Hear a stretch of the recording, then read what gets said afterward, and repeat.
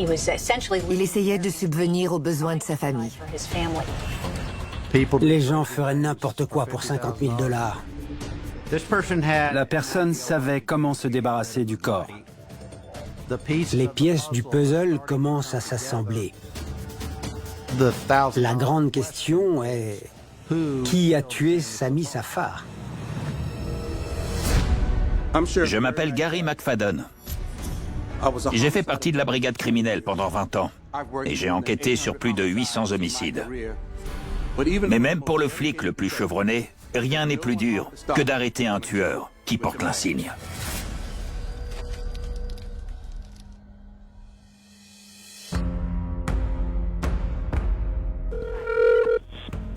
Police secours, j'écoute. Un sans-abri marchait dans un bois. Il cherchait des canettes pour les revendre dans un magasin où on peut les échanger contre de l'argent. Et il a trouvé un corps. L'homme est torse nu et face contre terre. Il portait un short kaki et il était torse nu. Le corps avait déjà commencé à se décomposer. Heureusement, le cadavre était là depuis moins de 24 heures. Il ne présentait pas de blessures par balle. Il avait des marques sur le torse et autour du cou.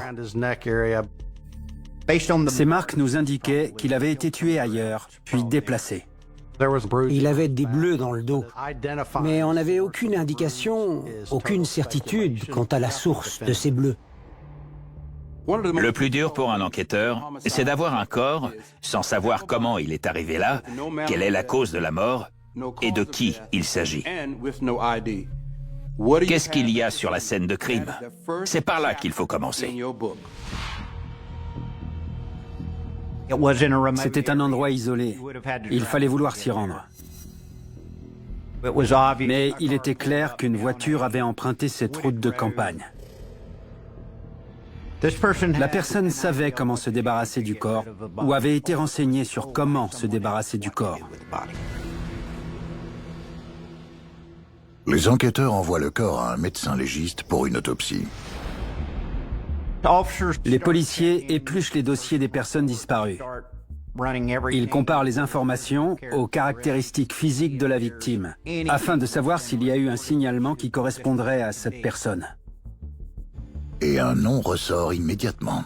Le frère de Sammy Safar a signalé sa disparition la veille au soir, le vendredi. Seri Safar a commencé ses recherches à la banque où Sammy allait tous les vendredis. Seri a trouvé la voiture de Sammy garée en face de la banque. Et il a appelé la police. Plusieurs choses lui ont paru bizarres. Les vitres étaient à moitié baissées, la clé était dans le contact et dans la console centrale, il y avait beaucoup de liquide qu'on voyait facilement de l'extérieur. Lorsque la police arrive, elle trouve 1 700 $ dans la voiture. Pourquoi a-t-on laissé 1 700 $ dans la voiture? A-t-on affaire à un vol, une vengeance ou un piège? C'est la question à laquelle il faut répondre. Quelqu'un a signalé la disparition de Sammy Safar et ils viennent de retrouver son véhicule. Donc, les pièces du puzzle commencent à s'assembler. Les enquêteurs trouvent une correspondance entre les empreintes de la victime et celles de Sammy Safar. Maintenant, la grande question est, qui a tué Sammy Safar? Ils apprennent que Sammy Safar, 33 ans, est arrivé de Syrie il y a plus de 10 ans. Quand Sammy arrive aux États-Unis, il ouvre d'abord une supérette, puis 2 autres. Il avait une très bonne réputation dans son quartier. Il était sympathique, sa famille aussi. Il vivait le rêve américain. Il faisait crédit à ses clients fidèles. Et il donnait des jouets aux enfants défavorisés. Les gens l'aimaient bien.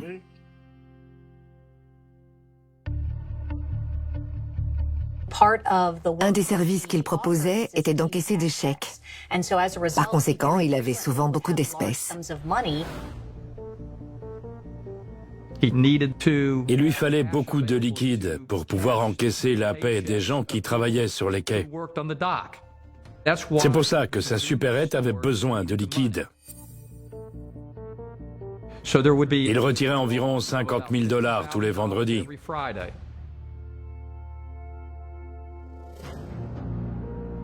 On s'intéresse souvent aux habitudes et aux comportements. Quelqu'un a observé ses allées et venues. Qui pouvait savoir que Sammy allait à la banque tous les vendredis pour retirer 50 000 $? Ils n'ont pas agressé un client au hasard, parce qu'alors il n'aurait peut-être eu que 50 $ de quelqu'un qui venait d'encaisser un chèque d'anniversaire. Il est facile de croire que n'importe quelle personne qui faisait encaisser des chèques, fréquentait le magasin et connaissait Sammy, pouvait être au fait de ses habitudes. Donc, à ce moment-là, les suspects sont très nombreux dans la mort de Sammy Safar. Les enquêteurs interrogent les employés de la banque qui leur disent que le jour de sa mort, Sammy a retiré ses 50 000 $ habituels, qu'il est sorti et qu'il a pris sa voiture. C'est là qu'on a retrouvé son véhicule. Il était tourné par là, face à la banque. Les vitres étaient à moitié baissées, l'argent débordait de la console centrale et les clés étaient dans le contact. Ils pensaient que d'autres gens voleraient le véhicule. Exactement. C'était le but. Ils ont laissé la voiture là, dans l'espoir que quelqu'un d'autre la vole. Et le voleur serait alors suspecté du meurtre.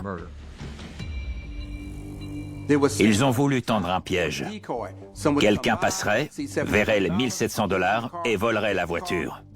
Ça éloignerait les enquêteurs de la piste du vrai suspect. Mais le problème, c'est que personne n'a pris l'argent. Le piège a été tendu, mais personne n'est tombé dedans. Les enquêteurs interrogent ensuite les employés de Sammy, y compris son neveu, Hussan Tahan, le manager d'une des supérettes. Ces révélations les laissent sans voix. Hussan s'est fait voler 50 000 $ 6 semaines avant Sammy, devant la même banque. Il se souvenait très bien de cette journée. Un homme armé lui a dit « Donne-moi ton fric ». Ça ne s'oublie pas. Ça me laisse penser que quelqu'un de la famille, quelqu'un lié à l'entreprise ou qui travaille à la banque, sait ce qui se passe. Quand je lui ai demandé ce que ça lui faisait que son oncle se soit fait assassiner, il était tellement bouleversé qu'il ne pouvait rien dire. Il m'a demandé de ne plus en parler. Il avait peur. Le neveu de la victime a aussi été agressé, mais il a survécu. La victime, elle, a été conduite dans un autre endroit et tuée. Pourquoi la victime serait-elle sortie de sa voiture? Et pourquoi l'emmener ailleurs pour la tuer? Qui serait bien placé pour faire ça? Sammy Safar a immigré aux États-Unis avec sa famille pour fuir la violence de son enfance. Sammy Safar était en Syrie au moment de la guerre civile. Damas se faisait bombarder. Les terroristes prenaient alors les civils pour cible. Les gens mouraient dans la rue. C'est à ce moment-là que Sammy Safar a décidé de quitter son pays natal. Il est arrivé aux États-Unis en 1986, en quête d'une vie meilleure. C'était un homme d'affaires. Sa famille était tout pour lui. Il était très loyal envers elle et elle était très loyale envers lui. Mais après la disparition de Sammy, sa famille a commencé à ne plus se sentir en sécurité. Ses proches ont tout de suite su que quelque chose n'allait pas. Cet homme faisait son travail et essayait de subvenir aux besoins de sa famille. Tout ce qu'il a fait, c'est aller à la banque pour encaisser des chèques et pouvoir faire tourner ses magasins. Dans une affaire comme celle-ci, les personnes qui vous en apprennent le plus sur la victime sont les membres de la famille rapprochée. Il est tout à fait naturel d'interroger la femme de la victime. La femme peut vous fournir de nombreuses informations que personne d'autre ne peut fournir. Sa femme dit qu'elle l'a vu le soir précédant sa disparition. Elle a essayé de l'appeler, mais il ne répondait pas et il n'était dans aucun des magasins. Elle n'avait pas l'air très affectée. Quand on annonce à une femme que son mari s'est fait assassiner et qu'elle n'est pas triste, c'est un indice. Il peut y avoir plusieurs explications, mais l'une d'entre elles, c'est l'argent. Il faut alors prendre sa pelle et creuser un peu plus du côté de leur mariage. La police a interrogé les collègues de sa femme. D'après ce qu'on a appris, il semble que leur relation était surtout pratique pour que Sami puisse travailler aux États-Unis et avoir la nationalité. Mais aucune preuve n'accuse la femme de Sami.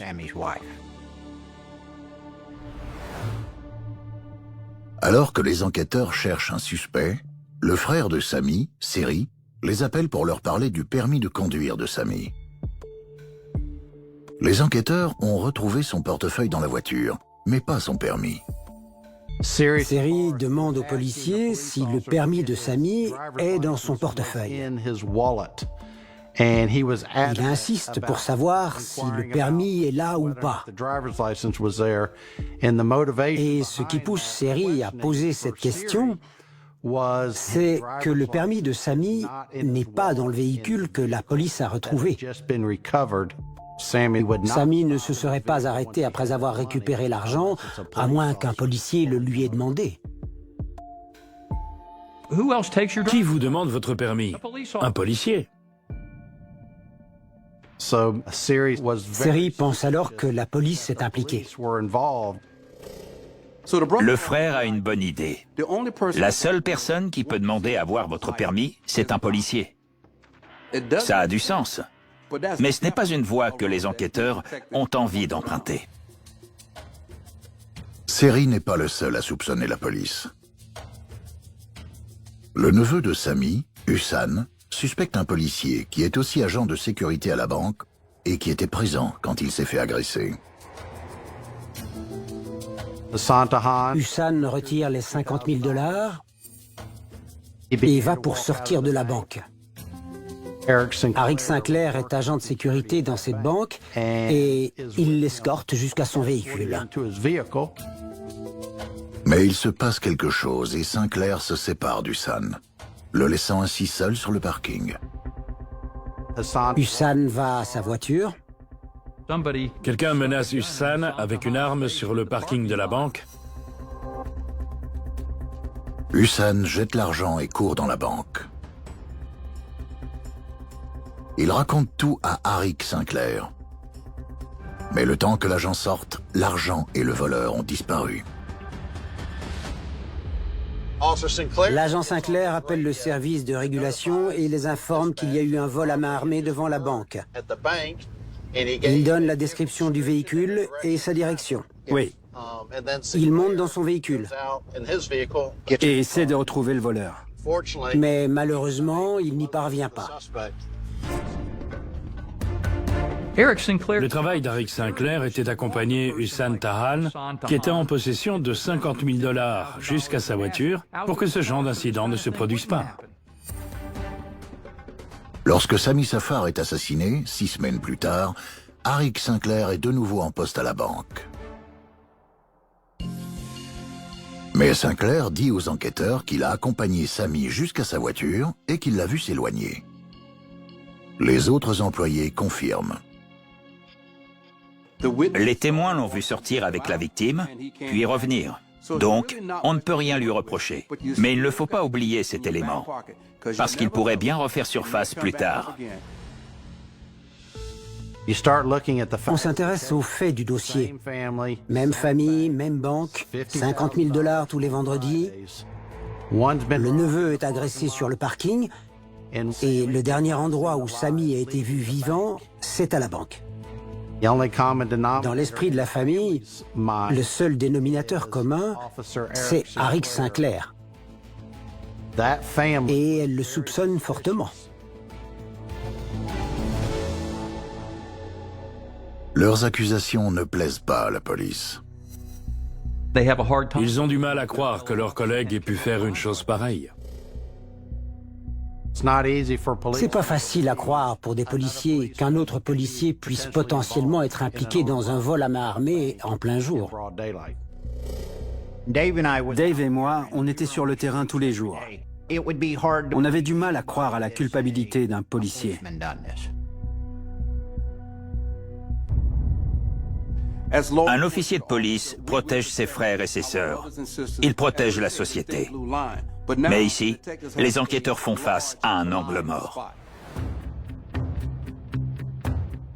Les enquêteurs essaient d'envisager d'autres théories et se concentrent sur le neveu de Sammy, Hussan Tahan. Un des enquêteurs a remis en question la crédibilité du récit d'Hussan. Ça ne collait pas avec ce qu'il pensait qu'il avait pu se passer. Ils imaginent qu'Hussan a essayé de voler Sammy et qu'il a mis en scène sa propre agression.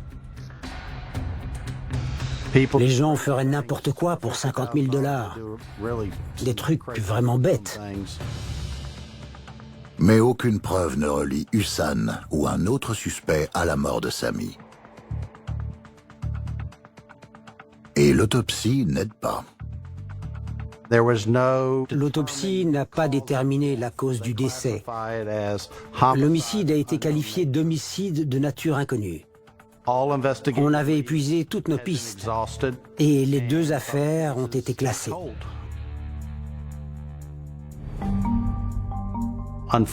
Malheureusement, c'est assez courant, surtout avec les affaires d'homicide. Hélas, on a des meurtres non résolus tout le temps à Jacksonville. C'est stressant pour les policiers. La famille passe son temps à appeler et ils n'ont rien à leur dire. On sait que les affaires d'homicide ne sont pas systématiquement résolues. Mais on attend toujours que quelqu'un nous fournisse l'information qui permettra de relancer l'enquête.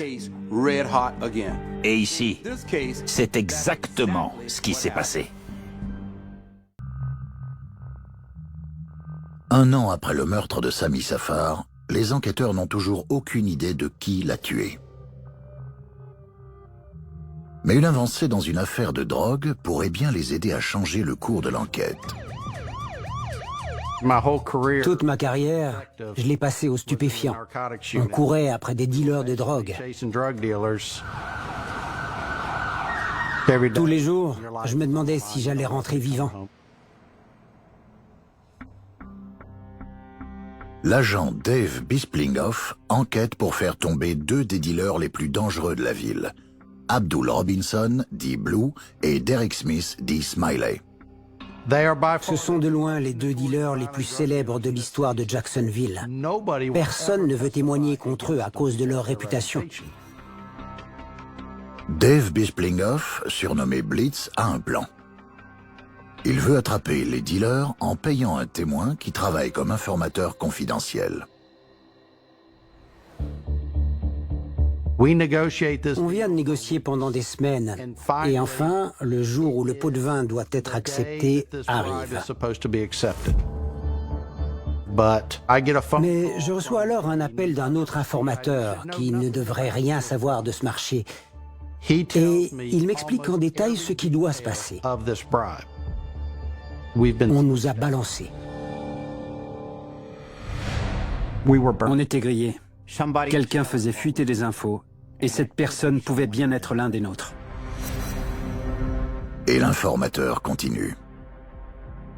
Ses mots exacts sont « Cet enquêteur avec qui vous faites équipe tous les jours raconte tout au dealer. Faites attention, vous allez vous faire tuer. » Cet enquêteur est le coéquipier de Dave, Arik Sinclair, l'officier qui travaillait à la banque lorsque Sami Safar a été tué. La personne qui travaillait à la banque quand le neveu a été agressé et que l'oncle a disparu est aussi la personne qui fait fuiter des informations confidentielles. Est-ce une coïncidence ou un élément essentiel qui peut aider les enquêteurs? Mon coéquipier m'avait mis en danger. Je me sentais trahi. C'est comme si je m'étais pris un coup de massue. Je n'en revenais pas. T'étais blanc comme un linge. Oui, j'arrivais pas à y croire. Donner des informations à des dealers sans scrupules met tout le monde en danger. Donc, quand vous découvrez que c'est votre coéquipier qui divulgue ces informations, c'est la trahison ultime. Le lendemain matin, j'ai demandé à mon chef de ne plus faire équipe avec Arik Sinclair. Je suis allé à la DEA où j'ai fait équipe avec Richard True. Les enquêteurs demandent l'aide du procureur fédéral. J'enquêtais sur des officiers de police corrompus. Ils sont arrivés dans le bureau du procureur et ils ont présenté les informations dont ils disposaient. L'agent Bispinghoff soupçonnait Arik Sinclair. J'avais déjà croisé l'agent Sinclair. Au lycée, c'était un joueur de basketball hors pair. Il est allé à l'université grâce à une bourse sportive. C'était un type bien. Je pensais qu'il allait faire un super enquêteur. Plus le procureur en entend, plus il est convaincu que Bispinghoff et True tiennent quelque chose. On est allé voir le shérif de Jacksonville et on lui a dit « Il y a une taupe dans votre équipe ». Ce n'est pas agréable pour un shérif d'entendre qu'une agence fédérale vient enquêter sur son équipe. On sait qu'il y a au moins une fissure dans les fondations. C'est aux agents fédéraux de découvrir s'il y en a d'autres. Parce que si c'est le cas, la maison risque de s'écrouler. J'étais devant le palais de justice avec le shérif quand il m'a annoncé qu'il y aurait une enquête conjointe. Il y avait au moins un officier, sinon plus, qui faisait l'objet d'une enquête pour corruption. Et tout à coup, Jim Clind, le substitut du procureur, apporte son soutien au shérif. Ce n'est pas rien. En gros, ils disent « On vous prévient, on arrive. On va sonner l'alarme. Et si vous savez quelque chose, c'est le moment de parler. On ne veut pas avoir à venir à vous. On veut que ce soit vous qui veniez à nous. » Les enquêteurs n'ont pas d'autre choix que de faire sortir les criminels de leur trou. On faisait face à tout un bureau. Si jamais on se trompait, on pouvait dire au revoir à nos carrières. On n'avait pas le droit à l'erreur. On s'est demandé ce qu'on devait faire, comment on devait procéder, quelles techniques d'investigation on pouvait utiliser. Pour en apprendre plus sur la fuite, Bispinghoff et True font appel à leurs informateurs. On nous présente alors Daryl Crowden, dit 3 grammes. Il sait tout ce qu'il y a à savoir sur Arik Sinclair. Sinclair a arrêté Crowden en 1997.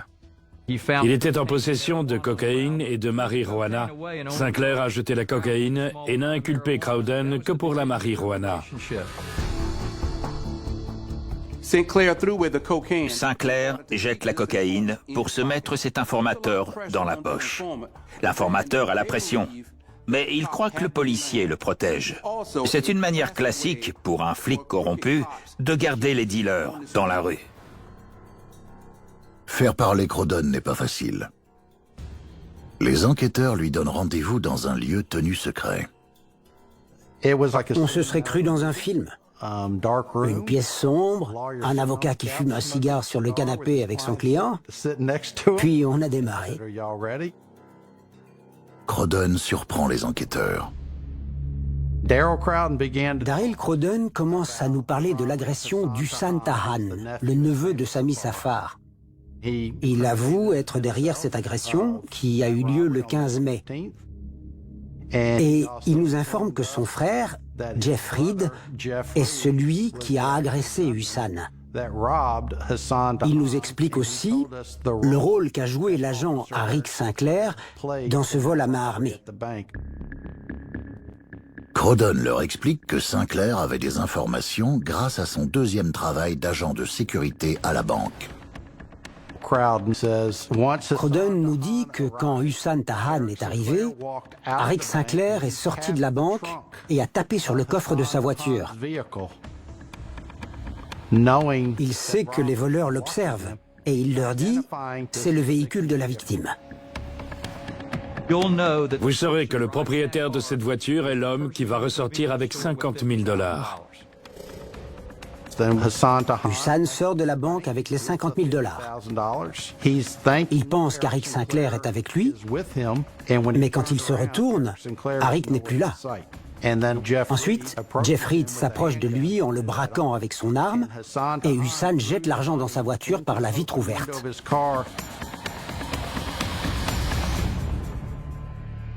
Crowden leur dit qu'après l'agression, Sinclair a entravé l'enquête. Sinclair a signalé de faux véhicules, de faux suspects et donné de fausses directions.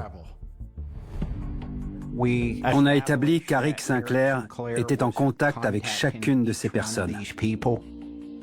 Grâce au relevé téléphonique, on peut suivre le déroulement de l'agression. On voit qu'ils se sont appelés au moment où, selon Crowden, ils organisaient le vol. C'est la première fois que les enquêteurs relient Sinclair à d'autres crimes que celui de faire fuiter des informations. Et ils ne sont pas au bout de leur peine. On est passé d'une enquête sur un trafic de drogue à une enquête sur une fuite, puis sur un vol à main armée. Sinclair baignait dans les trois. J'étais persuadé que le vol et le meurtre de Sami Safar étaient liés et que le lien était Sinclair. Je ne crois pas aux coïncidences. Vous avez deux agents des stupes qui enquêtent maintenant sur un homicide. Arik Sinclair travaille aussi à la banque pour organiser des vols. Mais l'un de ces vols a tourné au meurtre, sous la responsabilité de Sinclair. L'enquête prend une autre ampleur. Mais tout le monde n'est pas convaincu. Certains magistrats du bureau du procureur n'arrivaient pas à croire qu'ils pouvaient être impliqués dans un tel crime. Les enquêteurs demandent à Daryl Crowden de porter un micro. On a envoyé Crowden rendre visite à Sinclair, dans l'espoir que Sinclair dise des choses compromettantes. Crowden a pris un air paniqué et lui a dit « Je pense qu'on est grillé ». Sinclair lui a répondu « Si tu te tais et que moi aussi, tout ira bien ». Ça veut tout dire. S'il dit ça à un informateur, c'est qu'ils n'en sont ni à leur premier, ni à leur dernier coup. La police veut savoir dans quelles autres affaires il est impliqué. Les enquêteurs sont persuadés qu'Arik Sinclair est lié à l'agression de Sami Safar et à celle de son neveu. Mais ils savent que quand Sami a été tué, Arik était dans la banque. Il doit donc avoir des complices. Daryl Crowden nous dit alors qu'un autre policier est impliqué, Carl Walden. C'était un très bon agent, un fonceur. Pour moi, son travail était efficace et combatif. Les enquêteurs veulent savoir si Carl Walden est en effet corrompu. Pour le découvrir, Jim Clind le convoque devant un jury. Convoquer un grand jury est un outil formidable de la justice. Pourquoi? Parce que tout le monde témoigne sous serment et doit dire la vérité. On peut creuser là où on veut creuser et poser les questions qu'on veut poser. Carl Walden s'est présenté devant le grand jury le 16 février. On avait préparé une pile de photos. J'y ai glissé une photo de Sami Safar. Je lui ai demandé s'il reconnaissait l'homme sur la photo. Non, je ne l'ai jamais vu. Mais le lendemain, Walden commet une erreur. Je lui demande si la victime du 3 juillet était une femme ou un homme. Il dit un homme. Comment vous le savez? Vous m'avez montré sa photo hier. Je lui demande alors de me montrer la photo de la victime. Et il me montre Sami Safar. J'étais sûr de ne pas lui avoir révélé l'identité des personnes sur les photos. Le procureur fédéral comprend que Walden a menti. À ce moment-là, il le coupe, car il ne veut pas qu'il essaie de brouiller les pistes parce qu'il sait qu'on l'a pris la main dans le sac. Après son témoignage, je lui ai dit, vous venez d'avouer, vous avez identifié la victime et son véhicule. Il m'a dit, prouvez-le. Je lui ai répondu, c'est ce qu'on va faire. Dans le cadre de l'enquête, la police s'intéresse à d'autres agents suspectés de crime, afin de voir s'il y a un lien. On tombe sur un policier du bureau du shérif, Reginald Bones. Il est impliqué dans une toute autre affaire, une affaire de fraude. Mais son nom commence à tourner, et il est proche de ces agents que l'on sait désormais être corrompus. Reginald Bones a été interrogé dans le bureau du procureur fédéral et à aucun moment il n'a mentionné Carl Walden ou qui que ce soit qui soit relié à notre enquête. On essaie de le faire craquer pour qu'il nous donne les informations qu'il avait sur ces policiers, mais il tient bon. Il a décidé qu'il ne parlerait pas. Donc on clôt l'interrogatoire. Mais alors qu'on sort de la salle, Bones m'arrête. À la fin de l'interrogatoire, Reginald nous dit « Si vous voulez en savoir plus sur Carl Walden, allez voir Kenny McLaughlin. » Donc je retourne tout de suite à mon bureau et je fais des recherches sur Kenny McLaughlin. Il est facile à trouver. Il est incarcéré dans le comté de Duval pour des vols de voitures. Kenny nous a parlé de vols, de carjacking, de kidnapping dans lesquels il était impliqué. Les enquêteurs mentionnent Carl Walden. Il avait les larmes aux yeux. Je sentais qu'il se préparait à nous dire autre chose. Ça le rongeait de l'intérieur. Il ne mangeait plus, ne dormait plus. Il est sur le point de leur livrer Walden. Et ils n'ont plus qu'à regarder le château de cartes s'effondrer. Kenny a rencontré Carl à l'église. Kenny se droguait.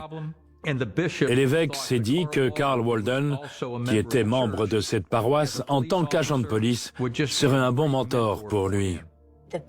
L'évêque s'est confié à Carl Walden.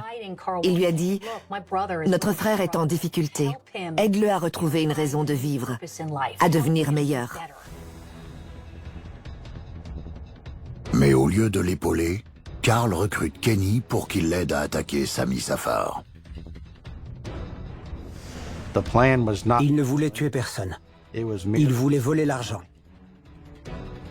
Mais ça ne s'est pas passé comme prévu.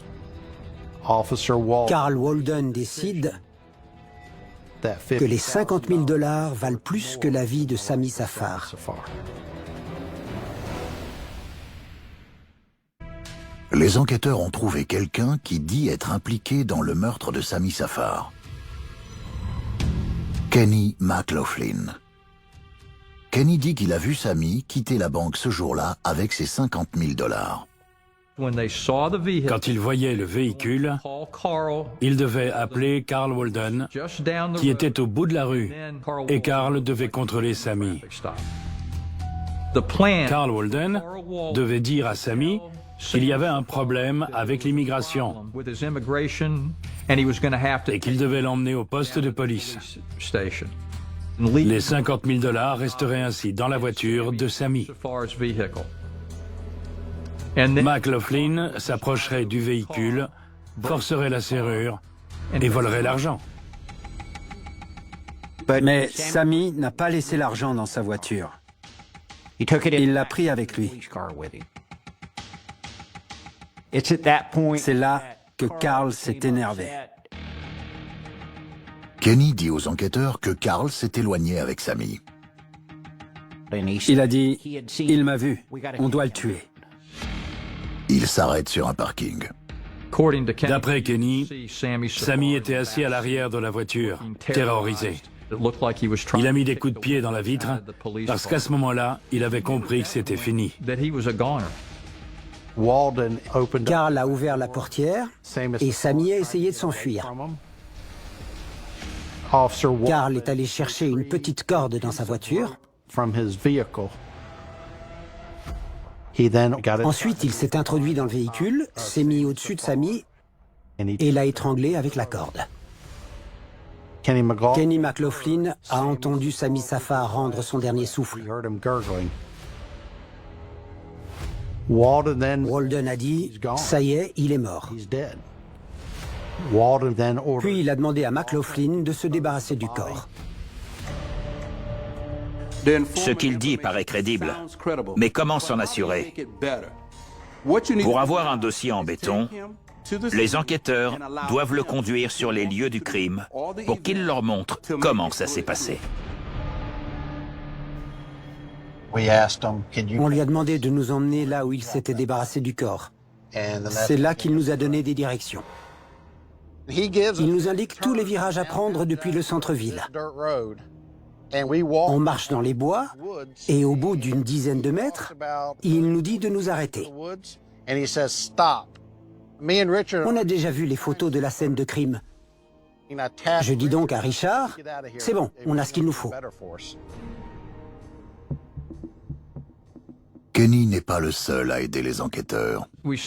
On commençait à avoir un groupe de plusieurs témoins coopératifs et le 12 décembre 2000, le grand jury a ordonné la mise en examen d'Aric Sinclair et de Carl Walden pour 26 chefs d'accusation. Mais avant la mise en examen, Carl Walden démissionne de la police et déménage en Virginie. On est allé arrêter Carl. Quand on s'est approché de lui, il a dit « Je vous attendais ». Il a mis les mains dans le dos et on l'a menotté. Il n'a jamais déposé. Aric Sinclair leur est plus utile. Sinclair a accepté de coopérer, donc Walden s'est retrouvé seul. Tout le monde quitte le navire. Et qui leur sert de canot de sauvetage? Walden. Sinclair explique que Walden a entendu parler de l'agression du neveu de Sammy, Hussan, et qu'il lui en a parlé. Walden voulait sa part du gâteau. Et Sinclair lui a dit, s'il y a 2 vols à main armés d'affilée devant la même banque, dans les mêmes circonstances, je vais être mis en cause. Walden n'avait aucun scrupule. Il voulait les 50 000 $. Sinclair a dit à Walden, le gérant d'une supérette vient souvent. Je vais te dire quel jour il vient, à quelle heure, combien d'argent il retire, mais je ne participerai pas. Walden recrute ensuite Kenny McLaughlin pour l'assister. Mais une fois que Sammy voit le visage de Walden, le vol tourne au drame. Carl Walden a ouvert la portière arrière de la voiture, une corde à la main. C'est une corde qui est fournie aux membres des unités d'intervention pour qu'ils s'entraînent à faire des nœuds pour faire du rappel. À l'école de police, Carl Walden a appris à se défendre en faisant des prises d'étranglement. Ce n'est pas le premier flic corrompu. Mais ce qui est abject, c'est d'utiliser ce qu'on lui a appris en formation et l'équipement qui lui a été fourni pour commettre un meurtre. Walden a longtemps échappé à ses collègues, mais ils l'ont rattrapé. En 2002, plus de 4 ans après le meurtre de Sammy Safar, Carl Walden est jugé pour son meurtre. Dès que je voyais le frère de Sammy, Seri, au tribunal, je voyais bien qu'il n'avait pas envie d'être là. Il était là parce qu'il le devait à son frère. Tous les jours, il repartait en larmes. Il se dépêchait de rejoindre sa voiture. Il avait peur que ce qui était arrivé à son frère puisse arriver à n'importe qui. Ce qui est arrivé à M. Safar est terrible, choquant, honteux. Et ces mots sont assurément de doux euphémismes. Ce qui est arrivé à M. Safar est un exemple classique de l'inhumanité des hommes les uns envers les autres. Un exemple criant de ce que certains êtres humains sont prêts à faire pour infliger de la souffrance, de la douleur à d'autres êtres humains. Walden est reconnu coupable et condamné à la perpétuité pour meurtre. Sinclair est reconnu coupable de complot en vue de commettre un meurtre et de vol. Il est condamné à 17 ans de détention criminelle. Ces hommes sont des voyous avec un insigne, des criminels organisés. Ils donnent un nouveau sens à l'expression « jouer aux gendarmes et aux voleurs ». Kenny McLaughlin est condamné à 20 ans de prison pour homicide. Kenny McLaughlin a résolu l'enquête du meurtre de Sammy Safar, car si sa conscience ne l'avait pas rattrapé, la police n'aurait pas retrouvé le coupable. Cet informateur a énormément aidé la police. Mais les enquêteurs ont subi une pression folle en enquêtant sur l'un des leurs pendant des années. Ils ont utilisé toutes les ressources possibles, y compris l'informateur, pour résoudre cette enquête. Ce sont eux, les héros de cette affaire. Les agents des forces de l'ordre ont suivi les preuves courageusement pour aboutir à un résultat que je considère juste. On a simplement fait notre travail. Être policier ne vous donne pas le droit de commettre un crime. Ça m'attriste qu'un agent commette un tel acte et fasse ainsi du tort aux autres policiers qui essaient de faire le bien. Ils ont ruiné leur carrière.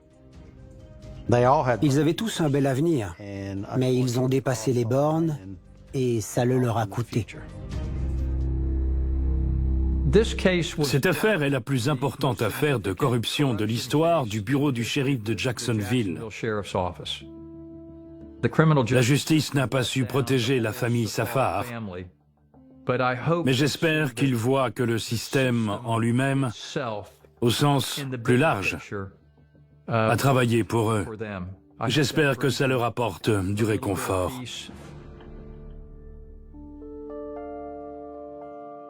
Depuis, la famille de Sammy a déménagé. Cette famille ne sera plus jamais la même. Je regrette que ça leur soit arrivé. Seri avait tellement peur et se sentait tellement en danger aux États-Unis qu'il est rentré en Syrie. Vous imaginez? Il est allé en Syrie pour être en sécurité.